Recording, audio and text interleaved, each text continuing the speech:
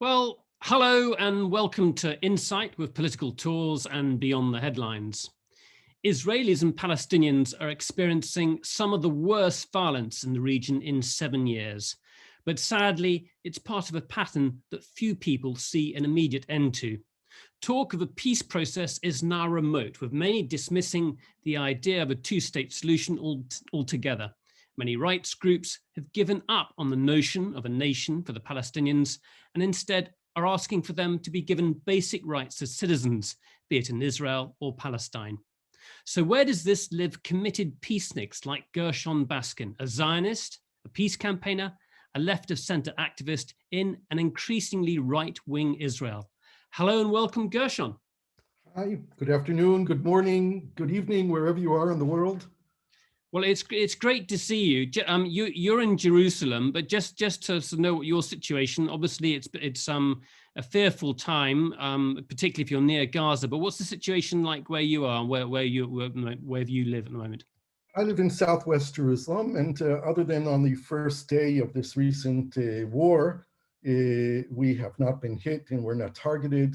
I don't travel to the north or the east of Jerusalem these days because of fear of street violence, which is a problem in any place where there's a meeting point between Jews and Arabs, Israelis and Palestinians. So I've been wanting to go and visit a Palestinian friend in Northeast Jerusalem, and we've simply put off our meeting until things calm down a bit. Yeah, no, it's pretty appalling and in some ways unprecedented. I mean, as we're recording, this is not unprecedented. The IDF is still shelling Gaza. Hamas and other Palestinian groups are firing rockets into Israel. The Palestinian death toll is over 200, almost half of them women and children, 12 dead in Israel as we speak, including 2 children. Appalling as it is, I just want to talk in part about what's happening in the region at the moment and draw back a bit to talk about the so-called peace process. It's a term itself that even seems like a misnomer, if ever there was one. But before we do that, can we just say how the latest period of violence erupted? Israel had elections, the 4th in 2 years. Benjamin Netanyahu was struggling to form a government. And at the same time, there were controversial evictions of Palestinians taking place in East Jerusalem. So just take us back 10 days or so, just to describe that situation then, Gershon. Right. I think it's important to start and say that the root cause of all of this is the continuation of the occupation and the failure to have an Israeli-Palestinian peace. And that has to be out there because the situation is one that's been going on for quite a long time. It erupts every few years or so with another round of violence that's sparked by a combination of factors, and that's what you're asking. What were the combination of factors that led to this recent flare-up? One is of course, Netanyahu, who's been struggling to form a government now unsuccessfully. He has essentially lost 4 rounds of elections, as opposed to what he and his colleagues in his own political party say is a victory, because they get more votes than anyone else, but all the other votes combined are more than what he gets. And all the other votes combined are people who don't want him to continue to be prime minister, and we can't seem to get rid of him. I'm mentioning this because in the summary of where we are right now, what we have is an accumulation of Netanyahu victories that we can point to, and I'll get to that in a moment. This last period was the holy month of Ramadan, the holiest month of the year for Muslims. It's always a very sensitive period. It's always extremely sensitive, in particular with regard to the Al-Aqsa compound, which is also called the Temple Mount. The Aqsa compound is the raw, open nerve of the Israeli-Palestinian conflict. And when one side or the other acts independently, unilaterally, and pinches that nerve, it sets off flames throughout the conflict area. So we had a series of events that took place during the month of Ramadan. The first one was on Israel Holocaust Memorial Day, when the Chief of Staff of the Army gave a speech in front of the Western Wall, which is just below the Al-Aqsa compound, and the Israelis unilaterally shut down the speakers, the loudspeakers of the mosque compound. That was a unilateral action. Had it been done in coordination with the Waqf, it would have passed by. They would have shut it off for an hour. They would have turned it back on. But when Israel acts unilaterally and enforces itself, imposes itself in the Muslim holy places, we have a spark. During that same period, in the first day of Ramadan, the Israelis blocked off the entrance to the Damascus Gate, which is the largest gate of the old city of Jerusalem, the main gate entering the Muslim quarter. And it was portrayed throughout social media and in the Palestinian press and around the Arab and Muslim world that Al-Aqsa was in danger, that Israel was going to prevent Muslims from going to pray at the mosque during the holy month of Ramadan. And that set off a spark. This notion, Al-Aqsa is in danger, is a slogan that's been used in the Palestinian and Muslim world since the 1920s. It was at the root also of the Second Intifada back in September of 2000, after the visit of Ariel Sharon. The rumors was spread out that Israel intends to take over the compound, to divide the mosque, to build a synagogue on the Temple Mount, etc. Then we had the Sheikh Jarrah issue. Now, it's important to point out that what's going on in Sheikh Jarrah is going on in Silwan and in other neighborhoods in Jerusalem, and it's a process that's been going on for more than 10 years. Nothing new was supposed to happen except that the High Court was having a hearing on the claim of the homeowners, the Palestinians, that the Jewish landowner claim was not valid. It wasn't even that the court was going to make a final decision. This is actually the first time that the issue has come to the High Court. And when it went to the lower courts in Israel, they only ruled on the legal issue of the land ownership documents. Yeah, just to clarify, Gershon, for those who don't know, we're talking about East Jerusalem. We're talking about Israelis who've bought the land rights or have claim to the land for some time. But you've got Palestinians living in those areas and basically being evicted from their homes. And right, it's not only Palestinians just living in the area. The Palestinians who are living there were given the land and the homes by the Jordanian government before 1967, and they themselves were refugees from what is currently Israel or West Jerusalem even. Yeah. When they received the rights to those lands and homes, they gave up to the Jordanian government their refugee rights. So you've got multiple flashpoints you're talking about here. Right. You've got the coronavirus taking place. I think everyone listening to this will know about basically the long-term deprivation within Gaza, within the West Bank, the no elections for a very long period of time, this sense of growing frustration. I was reading an ICG support report back in 2015 saying that Israelis saw the status quo as manageable, and right. He said that's an incredibly dangerous thing to say, because if you think that's going to lead to stability, you're very much mistaken. So that's the background. There's an additional factor that's important to mention also, is that the Palestinians had actually finally come to a decision to hold elections, and the last time elections were held was in 2006. And the negotiations for the elections were done by emissaries of Mahmoud Abbas from the Palestinian Authority and the two senior leaders of Hamas, Yahya Sinwar and Salah Haruri, who came to a renewal of the reconciliation talks between Fatah and Hamas, where they agreed that the outcome of elections would determine whether or not they could reunite the Palestinian political family. And they had decided on 3 rounds of elections. The one that were supposed to take place during the end of May were the elections for the Palestinian Legislative Council.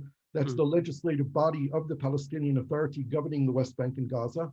The second round of elections was to be held in the end of July for the president of the Palestinian Authority. And the third round, scheduled for August, is supposed to be for the Palestine National Council, which is the governing body of the PLO, of the Palestine Liberation Organization, that governs Palestinians all over the world, from Palestine and the diaspora. And Mahmoud Abbas had demanded that Israel allow Jerusalemites, East Jerusalemites, 350,000 people living in East Jerusalem, to participate in those elections, and Israel never responded to the request. So Mahmoud Abbas decided to cancel the elections. Now, the calculation is, or what people believe, is that Abbas believed that Hamas would win the elections, and he had the excuse of Jerusalem to cancel them. If there's one thing that Palestinians agreed on across the board, wherever they were, inside of Palestine, outside of Palestine, in West Bank and Gaza, was that there needs to be new elections. that the old leadership that hasn't been elected for so many years needs to be changed. And the canceling of the elections was a blow both to Palestinian democracy and to Palestinian unity. Mm. And this is also a major factor that led to the blow up now. Because if Hamas, I believe Hamas would have lost those elections. There were 36 Palestinian lists that were being presented in the elections. It was a festival of Palestinian democracy. Hamas believed that they would win the elections. And they were, in my estimation, at one of their lowest points of popularity before the war. And I would say today, at this point, in the 9th or 10th day of this war, they are more popular than they have ever been. So you essentially see Hamas as launching, that was going to be my next question, what was Hamas's motivation for this, for getting involved, essentially launching this war? Well, Hamas wanted to gain the support of the West Bank and Gaza and of the Palestinians inside of Israel and the Arab world by posing that this war is essentially about defending Al-Aqsa and Jerusalem. And they used Al-Aqsa, the riots that took place on Al-Aqsa during Ramadan, and of course the Sheikh Jarrah issue as an example, claiming that Israel is Judaizing Jerusalem and planning to take over Al-Aqsa. Yeah, okay. I want to sort of delve into where this leads us in terms of, what we talked about, the two-state solution in a second, but let's just talk about what's going on at the moment. Is there pressure within Israel at all to stop the government from launching the barrage of airstrikes and artillery bombardments? The pressure is much more from the public to continue, to get a decisive victory, to create the deterrence, to go after the terrorist leaders, as they call them, the heads of Hamas, the number one military commander of Hamas, Mohammed Deif, to have something that Israel can have the decisive victory so that they can ensure that Hamas won't think again about shooting rockets at Israel. Okay, now let's talk about the situation within Israel itself among Palestinian communities, you might call them Arab Israelis. You talked about not being able to go travel around as you'd like normally within Israel. Just tell us what's been happening there. There's obviously been news coverage. Yeah, we've had an explosion of intercommunal violence between Jews and Palestinian Arab citizens of Israel, particularly in the mixed cities, Ramle, Lod, Akko, Jaffa, Haifa. These are the communities where it was believed for so many years that there's a form of decent coexistence between the communities, and the Gaza war, what was going on in Jerusalem and Ramadan, all these factors came together also to let loose a flame of violence that was under the surface for a very long time. The Arab leaders inside of Israel, the political leaders, the members of Knesset, have been screaming for years that there is an abundance of illegal weaponry and gang wars. We have seen murders taking place within the Palestinian Arab communities in Israel for the last years that compete with the rate of murders that took place in New York City in the 1970s. This has really gotten out of control. The problem is that 90% of the murders are not resolved by the police. They don't find the murders, they don't bring them to justice. Whereas if an Arab were to kill a Jew, the murderer would be caught within 48 hours. But at the same time, I mean, you're talking these are sort of ghettos of criminality, but there's the rifts with they don't serve in the IDF. There's a sense of deprivation. There's the funding that Arab communities get is marginal compared to Israeli. There has been a significant increase in the amount of funding, and that was actually advocated by Netanyahu. A lot of it didn't end up getting spent, but there was allocations of huge amounts of money over the past years to try and close some of the gaps. And we've seen gaps close. There's an enormous rate of university students in the Israeli universities from the Palestinian Arab communities in Israel. Something like 32% of the students at the Technion, Israel's technical university, are Palestinian Arab students. And the majority of the Palestinian Arab students in the Israeli universities are young women, which is also quite remarkable. So there has been progress and there has been closing of the gaps. The problem is that a lawlessness has developed within these communities, much like within the ultra-Orthodox communities in Israel. There's a kind of autonomy. Only the Haredi, the ultra-Orthodox, are part of the system, are part of the government, and the Arabs aren't. And Mr. Netanyahu has engaged in a process of delegitimation of the Arab community for years and their representatives in the Knesset.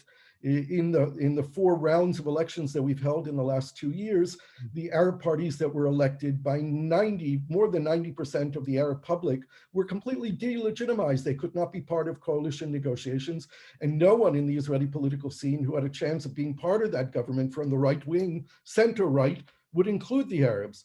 So, and this has been part of a whole process of incitement against the Arab community. So this is all part of the explosion that took place, but nonetheless, it's important to point out that the violence that was done over the last 10 days in these communities only represents a 1 or 2% of the Arab community. They don't have the public with them, but no one can control them, except now the Israeli police have a massive presence in these communities. And finally, the Israeli government and the police are talking about dealing with all the illegal weapons that are there. And I'll remind everyone that most of these illegal weapons were stolen or sold by Israeli soldiers. They came from the Israeli army. That's how these weapons got into these communities and are held by gangs.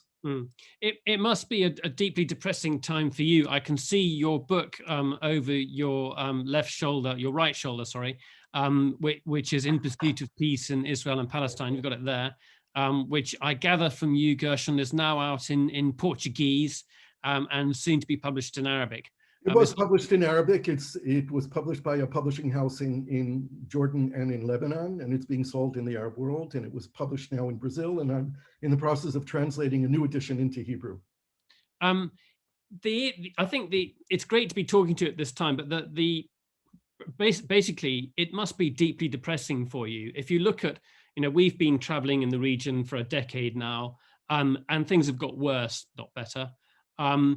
If we look, I was looking at the 2 reports that came out earlier this year, one from B'Tselem, followed closely by Human Rights Watch, that essentially called Israel and its control of the Palestinian communities an apartheid state, a state that prioritizes its Jewish citizens over Palestinians, be they Israeli citizens or be they Palestinians living within the occupied West Bank. Is that something you agree with? Is that something you? Look, the reality is that Israel defines itself as the democratic nation state of the Jewish people. The reality is that between the Jordan River and the Mediterranean Sea, we have basically a 50-50 split of population of Israeli Jews and Palestinian Arabs. At which time it is no longer possible, I think, to continue to call ourselves seriously the democratic nation state of the Jewish people, because 50% of the people living here between the river and the sea are not Jewish, and they don't live under democracy. There's certainly a big difference between Palestinians who are citizens of Israel than Palestinians who are living in the occupied West Bank or under Hamas rule in Gaza, which is controlled by Israel. The borders are controlled by Israel and Egypt, and supplies and everything controlled by Israel. We don't have democracy in the sense where we have a population that lives in equality or has an equal opportunity or even has equal laws. Palestinians living in the West Bank live under a completely different legal system than Jews living in the West Bank. Israeli Arabs are under the same legal system as in Israel as Jews are, but there is systemic discrimination against them. There is no equality. And we have the Israeli government, which passed the nation state law, which officially made it legal to give privileges to Jews, to recognize Israel as the Jewish state only, and not recognize that the state should be a state of equality for all of its citizens. And then, of course, we have the Gaza Strip with 2.3 or 2.4 million people living in an open-air prison ruled by an authoritarian Islamic fundamentalist regime that's cut off from the world, on one side by Israel, the other side by Egypt, and Israel controls the access from the sea. So this is what we've heard increasingly over the last few years, is that because of the situation that you've described, many Palestinians have given up the idea of a Palestinian state. And in actual fact, they see the two-state solution as facilitating this apartheid system in which you can say, look, you Palestinians live in this little area here. We're going to have ultimate control over the area. But you can get on with your lives there in a small and limited way. And essentially, it's like a Bantustan within South Africa. And Israel has expanded to such extent, and I know this is your analysis within the West Bank, that the viability of a Palestinian state seems incredibly limited. Right. Also, in terms of the political analysis, it would seem to me that in actual fact, Hamas is pretty popular among poorer communities, and that certainly when it comes to Fatah, when it comes to the Palestinian Authority, among the sort of more urban, educated people, there's no legitimacy in places like Ramallah, in those sort of urban centers. And so this points to me, it's a very, very different direction. So how do what's your version, what's your vision for this two-state solution when both on the ground and practical matters, and also politically, it just seems there's no possibility, it's not possible. Right. So let me start off by saying that I've been an advocate of the two-state solution since I was a teenager. I wrote my first op-ed piece in favor of two-state solution in 1975. That's how long I've been at this, supporting a two-state solution. In my vision of a two-state solution, there was to be a Palestinian state in the occupied territories, those territories occupied by Israel in 1967, West Bank, Gaza, and East Jerusalem, with open borders between the Palestinian state and Israel, with going back to the vision that was planted in the UN Partition Resolution of 1947, where there would be two states with a shared economy, with Jerusalem being an open shared capital of two states, based on a model of real cross-boundary cooperation, not on the vision that emerged through the Oslo peace process of two states with walls and fences that separate them, that keep Palestinians and Israelis isolated from them and keep Palestinians poor. That can never be a recipe for peace, and that's what I've been advocating against all these years that I continue to support a two-state solution. The reality on the ground is that the viability of a equitable two-state solution today is almost nil. I'm not sure that it can be saved. It might be able to save it. We certainly don't have the leaders in Israel nor in Palestine that are willing to negotiate it, that can negotiate it, and we lack leadership of the kind of statesmanship that Nelson Mandela and de Klerk demonstrated in South Africa when South Africa came to its senses. We're still in a period of insanity here, and during that period of insanity, we seem to be moving further and further away from the possibility of a two-state solution. That's not to say that there's a possibility for a one-state solution.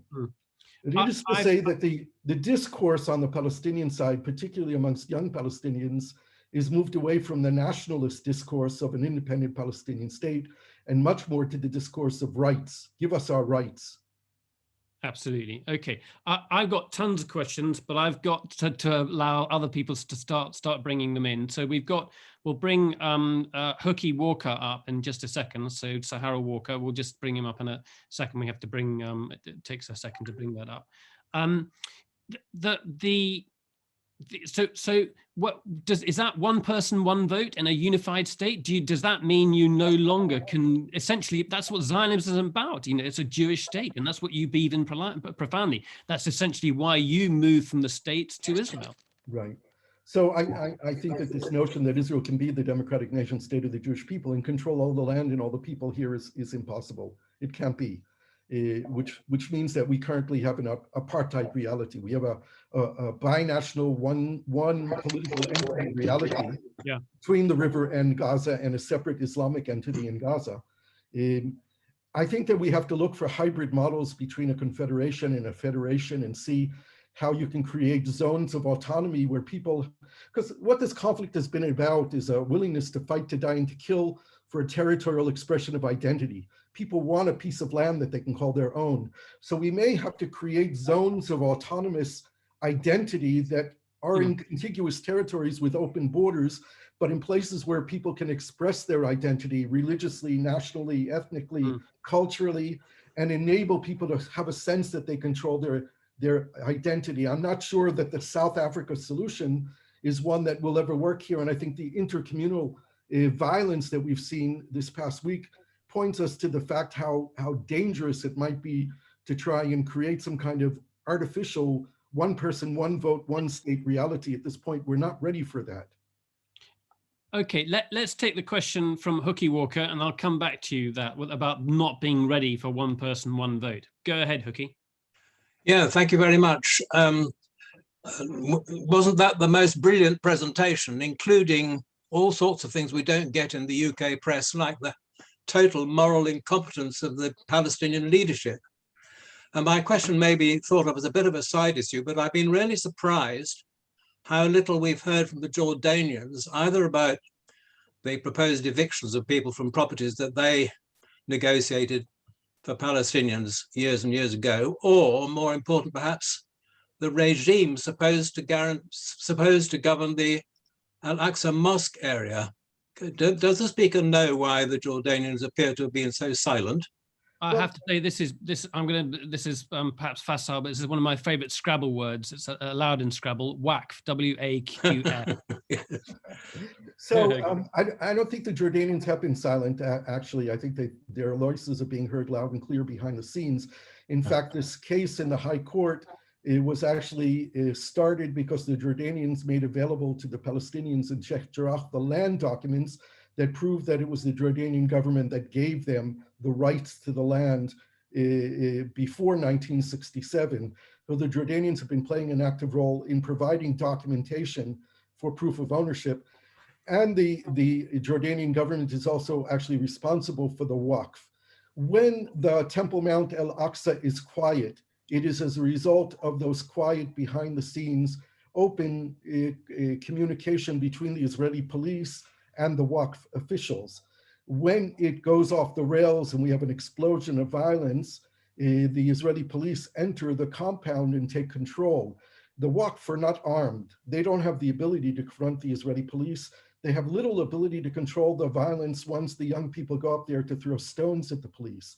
But it has been extremely severe Jordanian protest to Israel with regard to the compound that is being heard very loudly by Israel. The problem is that Israel, the Netanyahu regime, has belittled the Jordanian government. There hasn't been a meeting between King Abdullah and Netanyahu in years. And in fact, just before Ramadan, the crown prince, Abdullah's eldest son, was scheduled to make a visit to the holy places in Jerusalem. And he was coming with his own entourage of guards, and the Israelis prevented his crossing into the West Bank because they didn't agree to the prince coming with his own guards. And this was a direct slap in the face to King Abdullah and his son, the crown prince. That visit didn't take place. And it's just an indication of the bad relations between Israel and Jordan in the years that Netanyahu is prime minister. Thanks, illuminating. Thank you. Great, excellent. I don't know if George Muir is about to serenade us or ask a question. Go ahead, George. I'll unmute myself. That's right. No, I put it away. It sounds like a bit of an obvious question, please. What is the long-term thinking of the Israeli government in Israel? I'm sure they are not, in truth, just lurching from week to week. There must be some long-term vision, whether we like it or not. What do you think that is, please? I think the long-term vision is the one I mentioned earlier, that in my view, this 9 days, 10 days of war has led to an enormous victory for Netanyahu in achieving everything that he's wanted to. Let's just look at what's been achieved here. One is that Netanyahu succeeded in having Abbas cancel the elections because of the threat that Hamas might actually win. Netanyahu has foiled the attempt of an alternative government to be created in Israel, because while Israel is at war, the right-wing elements within the potential coalition withdrew themselves from the game. Netanyahu has brought about this war has brought about the intercommunal violence between Jews and Arabs in Israel, which has pushed the possibility of Arab political parties joining an Israeli government coalition. One second, I see your hand. We have led to riots in the West Bank and brought Hamas back to shooting rockets at Israel. Now, from Netanyahu's point of view, what this has done is enabled him to continue to say that we have no partner for peace on the Palestinian side. which is what Netanyahu wants to do. The long-term strategy of Netanyahu is to keep the Palestinians under autonomy, as he calls it, which means under the rule of a collaborative Palestinian authority without negotiating any long-term agreements that would require Israel to withdraw from territories and create a Palestinian state. The whole game here, from Netanyahu's point of view, is not having a Palestinian state created between the river and the sea. It seems to me that Hamas gave Netanyahu a gift. Oh, the biggest cooperation that exists in the Middle East today is between Hamas and Netanyahu. Yeah, so what that does seem like, you know, like really quite short-term tactical maneuvers. No, it's long-term. Yeah, I understand. Yeah, let me continue. Quite clearly, you indicate a long-term aim, which is to keep a sort of suppressed, quiescent Palestinian community. Now, does the thinking, and that I suppose could go on for 50 years, I don't know, you know, but does the thinking extend anywhere beyond just keeping them suppressed? Well, you know, it does. Look at the collaboration between Trump and Netanyahu. The Abraham Accords leading to peace between Israel and 4 additional Arab countries. And of course, the jewel of the crown that everyone was waiting for is Saudi Arabia. And if Saudi Arabia would normalize relations with Israel or even enter into a peace agreement with Israel, it would, from the Israeli point of view, bury the Palestinian issue. Palestinians are not very popular in the Middle East, as you know, you must know.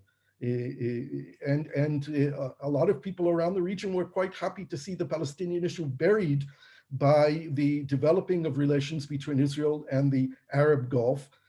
It's a lot about money. It's a lot about business and commerce and high tech that Israel has to offer and to integrate with the rest of the region. And the game was also thought that the Palestinians could be led to be an acquiescent population by simply boosting the economy. Netanyahu has been talking for 10 years about economic peace, not about political peace. Let's give them more food, let's give them more jobs, let's give them more opportunities. The young people in Palestine, in Ramallah, don't want to go and be killed for the flag. They would rather have a job and a career and a family and a house. This is the thinking behind the whole thing. Okay, let's hold that thought just for a moment. I'm going to come to Rebecca Gill, and we're just going to talk about what's going on with the current conflict in Gaza, and then we'll come back to those issues of, you know, essentially what is the future for young Palestinians? What is the future? What kind of state are people thinking about? Rebecca, go ahead with your question. Good to see you, by the way. Hi, hello. So it's Rebecca and Liam, my husband from Sydney, Australia. Hope you can hear me. Gershon, good to see you again. We traveled with you in 2019. We're losing your voice. We're losing your voice. So just speak up, Rebecca. Just keep speak up because it's quite soft to sound. We traveled in Israel and the West Bank on the second election, the eve of the second election, and we're now just wondering, how has the West responded in the last 10 days? We've seen Biden and the US stand back and hesitate. There's been, you know, lots of media attention, but not. Yeah. So just how would you assess, Gershon, the West response? There's the European Union, there's the US, there's Biden. Give us an assessment. So 2 things.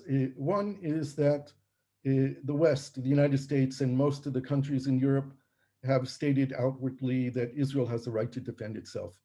3,500 rockets have been shot by the Hamas and the Islamic Jihad on the Israeli civilian population, putting millions of Israelis into the shelters and in harm's way. This is a crime, a war crime. There's no question about it that Hamas and Islamic Jihad are targeting the civilian population. They're also targeting strategic sites, but mainly aimed at killing Israelis.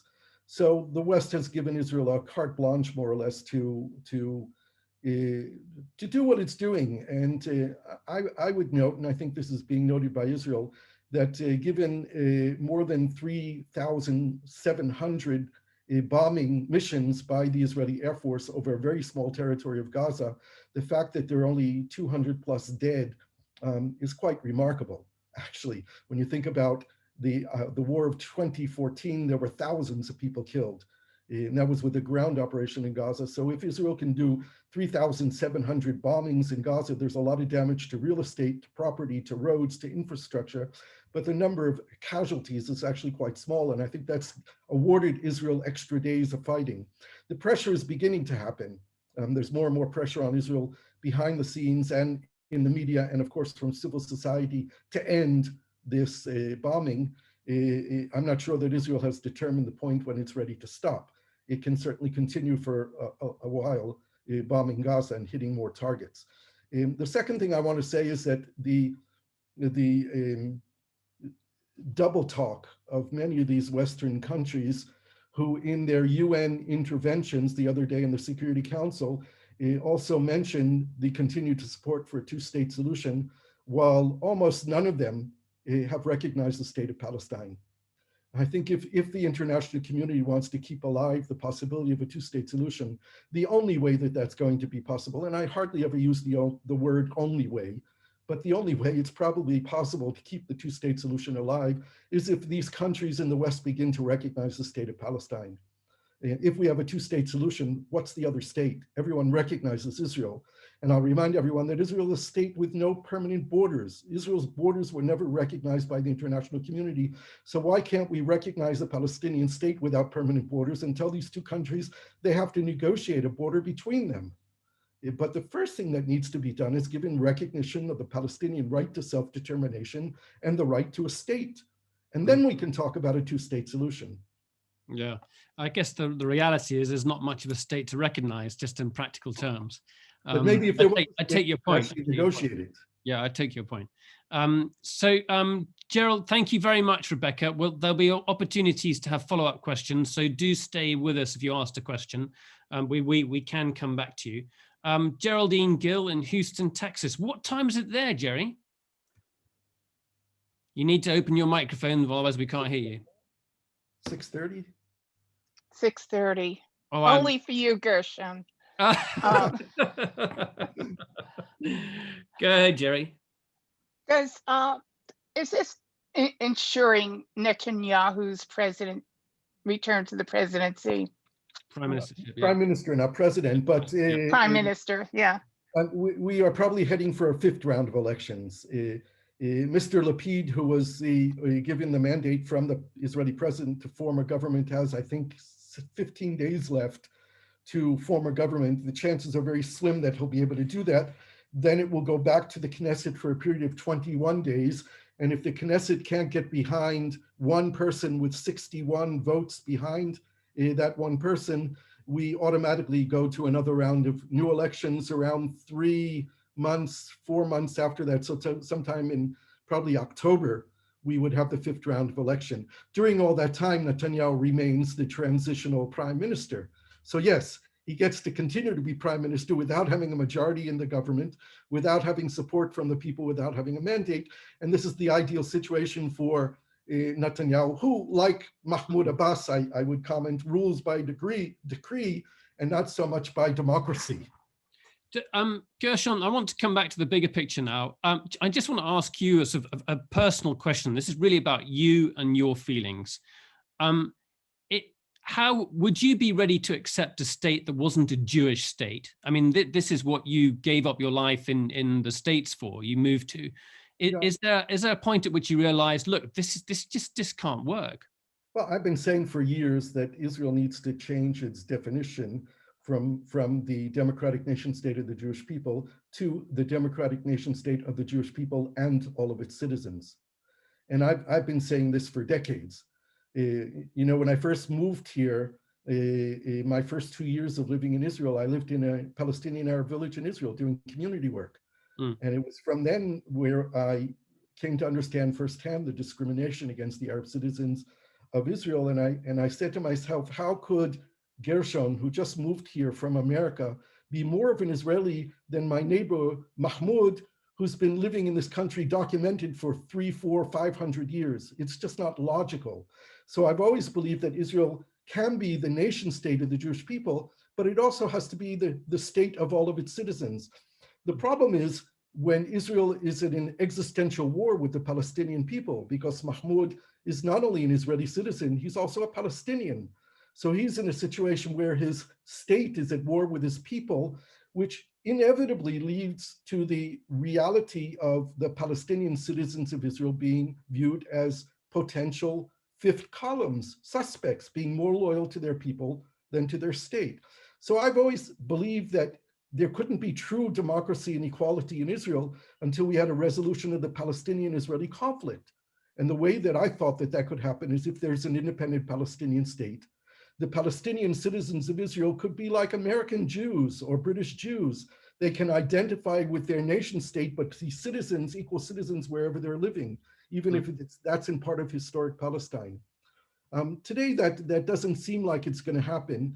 And I think the first order of business for us in this country is equality. And the issue of what we call it is less important to me than the reality of all the citizens having equality here. And by the way, Nicholas, I stopped calling myself a Zionist. You introduced me as a Zionist. I don't call myself a Zionist anymore simply because I don't know what it means. When did that happen? When did that happen? I found that fascinating. When did you stop? I came out of the closet, so to speak, about 6 months ago, and I wrote this in my Jerusalem Post column.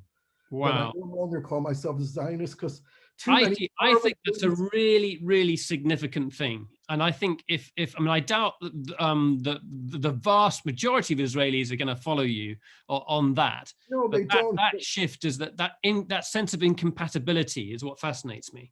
Well, I still think that if nationalism is legitimate in the world and peoples have the right to self-determination, to have a territorial expression of their identity, then I think the Jewish people have that right as well. So I'm not non-Zionist in that sense. I just don't know what Zionism is when so many horrible things are done in the name of Zionism. When there's a terrorist attack and settlers come out and say that the Zionist answer to terrorism is building more settlements, then I say we've gone off the rails, we're crazy. This is not Zionism. The Zionist enterprise was an enormously successful project, perhaps one of the most successful political projects in the history of the world. But we achieved those goals in 1948. We don't need the world Zionist movement anymore. We need a democratic government of Israel. That's what we need. Okay. I want to get more questions. There's some particular groups in Australia I know have joined for this call. I'd love to get some questions from you. I know you've signed up for this talk to hear these views. Gershon, the vast majority of Israelis don't agree with you. You are in a tiny, tiny minority. Looking at opinion polls, many Israelis would prefer to see a Jewish state over a democratic state. Just describe how peace is such a dirty word among ordinary Israelis. Well, I think that we've moved away. There's a pendulum that moves in areas of conflict, and the movement of the pendulum is often in conflict zones, that the further away you move from peace, the more religious the society becomes. And I think that's evident both in Israel and in Palestine. Since we have moved away from the possibility of peace from the year 2000 until today, both Israel and Palestine have become more religious, more conservative, more tribal. We see that more and more in Israel, but it's also evident to the fact that no one is talking about peace in a realistic terms. I think this could be very fluid. If we actually had statesmen, stateswomen standing up and talking about negotiations again, getting back to a peace process, I think we would see public opinions swinging back. Because the majority of Israelis and Palestinians realize that we're not going anywhere. Israelis are not leaving, Palestinians are not leaving. These two people are living here between the river and the sea. We have to find a way to live together, whether it be 1 state, 2 states, 3 states, or 10 states. We have to figure out how to do it because no one is giving up their rights to be here. I think what's perhaps depressing, and this is the reality facing one in the face, is that if you're talking about a rights movement, like a civil rights movement, we know with the legacy of slavery in the United States, that's not a direct parallel, but it's a kind of parallel, that this kind of thing takes decades, if not a century, if not a very, very long period of time. So are these issues that are going to be, I mean, I'm asking you to look at a crystal ball here. This is going to be a very, very long evolutionary process. Right. In Judaism, we say that prophecy was given to the fools. So I'm not sure I want to be a fool and be a prophet, but assessing the reality is that we're in a very long process here. There's been so much damage done within Israel between Jews and Arabs that will take a long time to repair. I think there will actually be a very positive response. We're beginning to see it in communities where leaders are coming together and mayors of local towns are coming together. There was a viral video that's going out on the social media today of a meeting that took place between 10 local government leaders. There's the Women's Wage Peace Movement in Israel, which has 60,000 members, which is organizing joint Jewish-Arab demonstrations. So I think there will be a positive upshoot of communities also coming together and say this violence does not represent us. But the damage has been done. On the Israeli-Palestinian track, look, nothing is going to change until we have new leaders on both sides. On all sides, Israel, Hamas, the Palestinian Authority. The current leadership is not going to be the ones moving us forward. In the meantime, we're going to need civil society actions, NGOs, peace NGOs working together, peace education programs, all kinds of grassroots activities. That can keep a flame of hope burning, but it's not going to be decisive until we have a leadership that decides that we need to do something real to make this happen. In a moment, I want to talk to you about Israel's relationship with the United States, how that's possibly changing, in which directions we're seeing sort of multiple directions there possibly. But Simon Jackson's got a good question first of all, so we'll take Simon next. Go ahead, Simon. Not me. It's actually from me. Oh, Annie McMahon. I always say it's Annie disguised with a beard. And thanks very much for taking the question. You have just given me, I've been dying to ask this question for ages. I moved to a predominantly Jewish high school in 1973 when I was a teenager, obviously. And my classmates explained to me that a Zionist was a Jew who believed in the establishment of the state of Israel, and an anti-Zionist was a Jew who didn't believe that this was the time, and, for example, objected to the use of Hebrew as national language. And it seems that the term, as we use it now, has evolved a great deal, but I would be kind of interested to understand more about anti-Zionists within the Jewish community, because the description I was given in 73, which was, of course, after the 67 war, recent, and very much framed the way they described it. Okay, if this is really changed. You could, I know you could go on this one, Gershon, for ages. This is, Hasidim politics.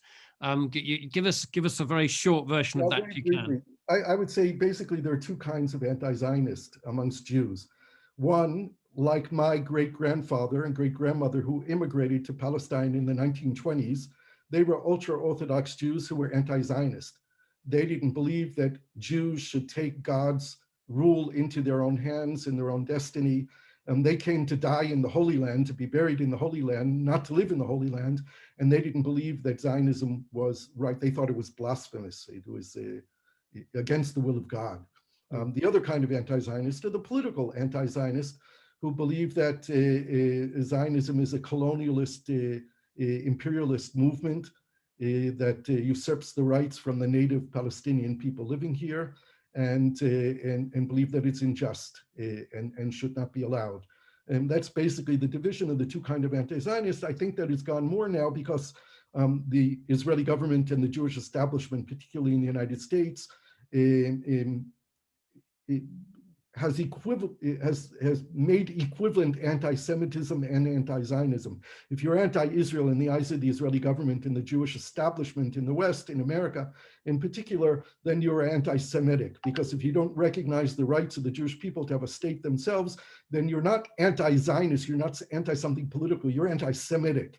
And of course, this is very dangerous in my view, because there is anti-Semitism, which is completely illegitimate, and objecting to the state of Israel or to what the state of Israel does is not anti-Semitic. It might be, but it's political. And it's very dangerous to call something anti-Semitic, which is not legitimate, to criticizing Israel, which is totally legitimate. I believe you me, we had our most explosive webinar this year on that very subject. So we've gone into that in some detail. Really, really good question, Annie. Thank you very much indeed. I'm going to come to Anna Logan in just a second, but I do want to, and there's Yuri Vintis just popped up on the screen too. So we've got plenty of questions there. So let me take Anna first, because you're there, and then I'll the question I was going to ask is about the relationship with the US, but let's take Anna first. Yes, this is a personal question. I had hoped to be on a visit with Political Tours last year, and then perhaps this year, maybe it'll be next year, to Palestine and Israel. And in Israel, I hope to meet up with a cousin that I've discovered I have there. And I wondered, Gershon, if you knew him, because he's a left-wing journalist. His name is Yigal Sarna. Sure. I don't know him personally. I know of him. I read him in Haaretz newspaper. I think he's also, he hasn't been based in Sweden in the last years. Ah, I didn't know that. There, you know more about my family than I do. I think he was based in Stockholm for a number of years. Maybe he's still there. I'm not sure. But I do see his name in the newspaper from time to time. I don't think we've actually met. Okay, Anna, thank you for that. I'm going to take Yuri now, and I'll hold my question in reserve. Go ahead, Yuri. Microphone, Yuri. Microphone. Sorry about that. I should know better by now. I'm going back to a very famous speech that President Rivlin made, where he identified Israel now almost irretrievably breaking up into 4 tribes: the Israeli Arab, the ultra-Orthodox Haredi, the secular, and the religious nationalists / settlers. And I think at the end, he added the diaspora Jewish community as the 5th tribe. And the question really is that if there's paralysis in Israel, which is kind of demonstrated, if you like, by 4 successive inconclusive elections, what's the role of the diaspora communities in trying to contribute some sanity to the process? Apologies for the connection to Bertie the dog. I really don't know. I mean, if the diaspora communities could come here and be citizens and vote, we would have a change of the outcome of the elections, and we'd probably have a saner government, a more liberal, open, democratic government being elected. But because they don't have the right to vote here, their potential influence on what goes on here is actually very limited. Of course, the American Jewish community influences deeply within the Democratic Party. In the United States, this gets to Nicholas's question about the role of the United States here. And of course, we are seeing significant changes in the Biden administration with a growing majority of Democrats, both in civil society and within Congress, of taking a critical view of Israel and the continued occupation, and even a significant numbers of members of Congress talking about conditioning Israeli military aid to human rights issues and issues of the occupation and building settlements, etc. So this is actually a very swift change from what we saw during the Trump years, when those voices were silenced, and now they are the prevalent voices within the American political scene. And I think that the Jewish community in America, look, my experience with the Jewish community in America is as someone who, before the pandemic, lectured on American college campuses. And most of the young Jews who I met on campuses, if they supported Israel, they represented the right wing of the population of the student body. From J Street, that for most young Jews on college campuses, Israel was not an issue of concern at all. They didn't even think about Israel. And those that did were mostly critical of Israel. Those supporting the right-wing view of Israel amongst the young American Jewish population are a minority, I think. And that's going to have an impact on the diaspora, the largest diaspora community in the United States for years to come. The relationship that was based on the memory of the Holocaust of their grandparents isn't there amongst them. And they're looking at the state of Israel in 21st century terms of a country with occupation and no democracy and violation of human rights, and they're critical of that. The emotional sentiment and the fear of a Holocaust is not what guides their thinking. but that doesn't translate into a sense of pressure in Israel. No, I don't think so. I think that the diaspora, Israel is no longer dependent on the US financial aid, nor the aid that it receives from the American Jewish community. Israel is an economic power. While Israel never says no to contributions, it's not dependent on that money like it was in the 1950s, 60s, 70s, and even into the 80s. Israel's in a completely different economic space today. So the ability to leverage, support, influence the diaspora is quite limited these days. I dropped out for probably the entirety of that answer. So I missed that. Just in terms of what's happening at the moment, just in the immediate, in the next sort of year or so, what interest does the Biden administration have in dealing with Israel? And this is, at the moment we see Biden fix almost completely on a domestic agenda, and it's risk management, isn't it, Israel and Palestine? Right. I think it would be insane for Biden at this point to try and initiate a new Israeli-Palestinian peace process. He has so many domestic problems that he has to deal with, and so much healing and fixing of the damage that was done during the Trump years that he has to focus on.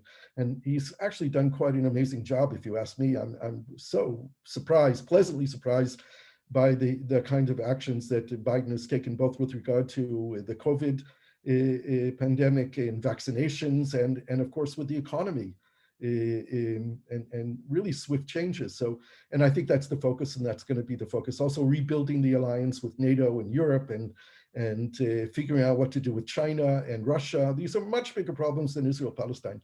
I think it's essential that the Biden administration appoint a new ambassador in Israel, that they appoint a consul general to go back dealing with the Palestinians. They're reinstating aid to the Palestinian Authority and to UNRWA, which is very important. I think they need to play a much bigger role in the quartet and in the United Nations with regard to the issue of Israel-Palestine. I would be much happier with more of an internationalization of the role of the United States within an international framework rather than a sole responsibility vis-a-vis Israel. And I think we've lost Nicholas again. I think we have, but I think he'll be back on very shortly, Gershon. Perhaps we can take Barbara's question while we wait for Nicholas to come back on. Barbara? Hello, yes. None of us expected to see the end of apartheid in South Africa in our lifetimes. And then suddenly it happened. For a variety of reasons that were building up towards it, I realized, but it was sudden in a way. And I just wondered if you could speculate what might be a similar extraordinary moment or prompt that could see the same happen in Palestine, Israel. Right. Well, if we remember back to what happened in South Africa, the de Klerk government actually started engaging Nelson Mandela while he was still in prison. And they were having unofficial negotiations going on before they decided to release him and bring South Africa into a new era. That's exactly the similar kind of things that needs to happen here. There needs to be a secret direct channel of talks taking place between Israel and Hamas on one side. There needs to be engagement of people like Marwan Barghouti, who's viewed by many Palestinians as being the most senior Palestinian leader in Israeli prison. He's been in prison since 2002, and he's serving 5 life sentences plus 40 years for his responsibility for leading the Second Intifada. I have recommended over and over again to different Israeli politicians that they should try to engage Marwan Barghouti while he's in prison, just as the South African government did with Nelson Mandela. And I'm saying that Marwan Barghouti is a Nelson Mandela. I think that Nelson Mandela exceeds Marwan Barghouti by enormous heights in his moral compass. But he is the kind of leader that Israel negotiated with before the Second Intifada, and he's the kind of leader who could succeed Mahmoud Abbas and support a peace process. But that needs to be primed. It needs to be worked on. They need to talk while he's in prison, and they need to engage that level of leadership. Those are the people who are viewed as heroes in Palestinian society today, those who are in prison. So those are the kind of people who, if I were a leader, that's what I would be doing, is talking to them off the record, behind the scenes, with the understanding that they will be released from prison and they will lead Palestine into a new era of peace discussions with Israel. Gershon, I'm back. Apologies for dropping out there. It's been fantastic, a really good discussion. We've got a break now. If you're able to stay on for a few minutes after the break, that would be wonderful, because I know there are many more questions that people could ask you. So I'm just going to sum things up now. My thanks to Gershon Baskin for his time. It's been a really, really interesting discussion.